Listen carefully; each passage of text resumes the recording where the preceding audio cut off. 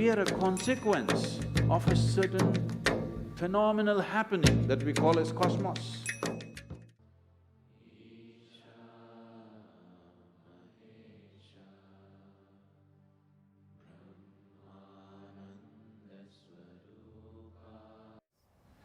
Let me correct that question a bit. Yes, I've been in international forums, met many leaders. You added great leaders.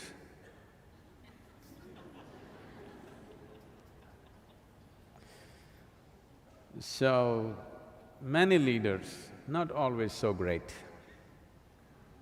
Yes, there are a few great leaders, no question about that.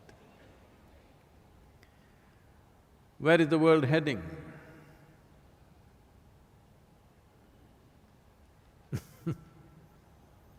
There are many possibilities because we have capabilities and technologies which no other generation could ever dream of.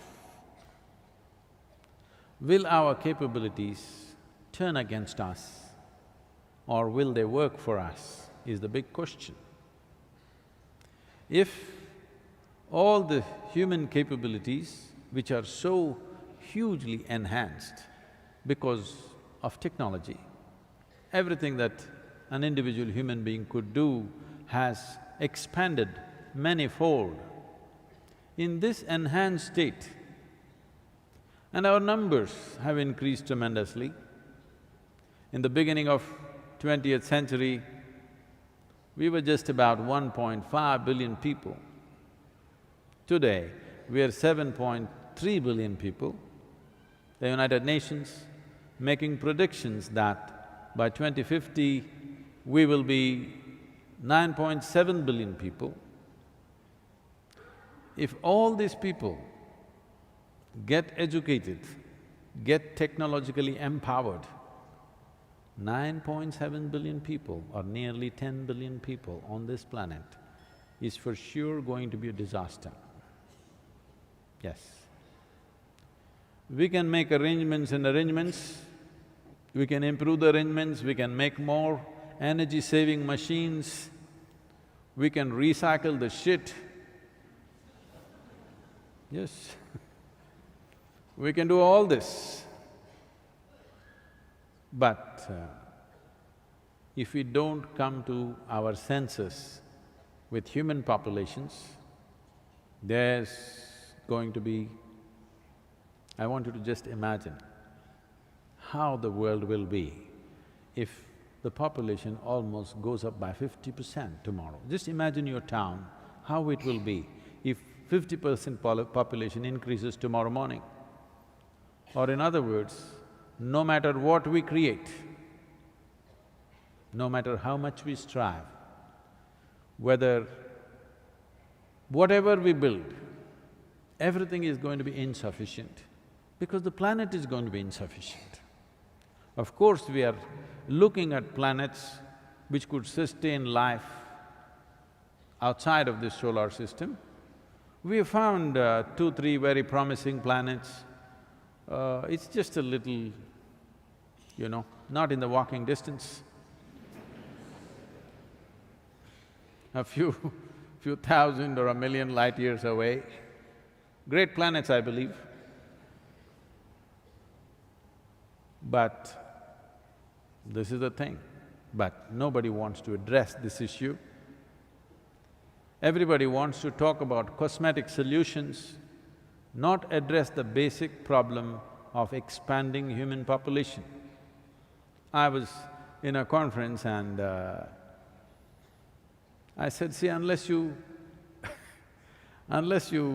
reduce the human footprint on the planet, there is no solution for anything. Then they asked me a brilliant question, how do you reduce the human footprint? I said, you have to reduce the number of feet. That's the only way. So, right now, it doesn't matter what others think. All of you who are here and those of you who are hanging out with me, we can take it upon ourselves that we will not push the human population. You can have a dog.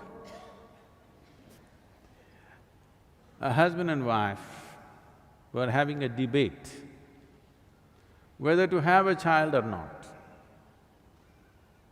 The husband wanted a child, the wife hesitating because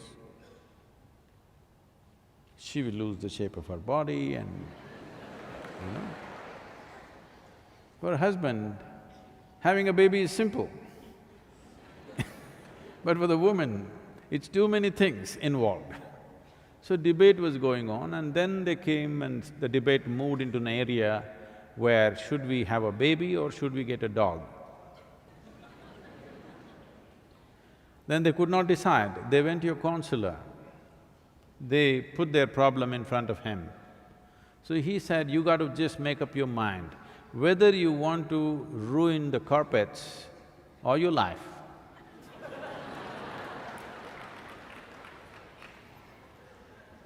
I am not saying children are bad, they're wonderful, but it's just too many.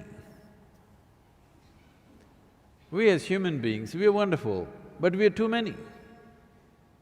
We are so many that the insect population is going down.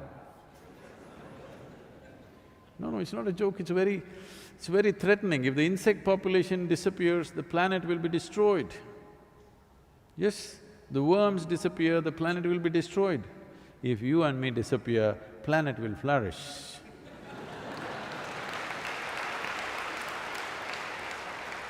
So, leave the leaders alone because in every conference that you meet, very cosmetic solutions are being talked about. How to adjust the marketplace, okay?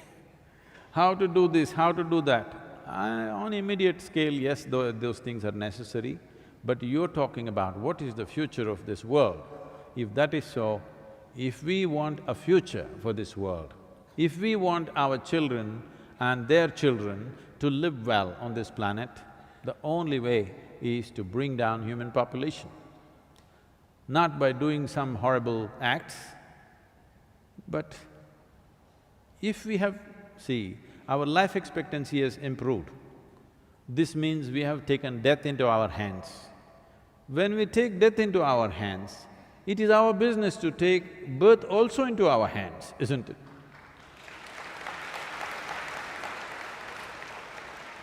If we convince the population of this one thing,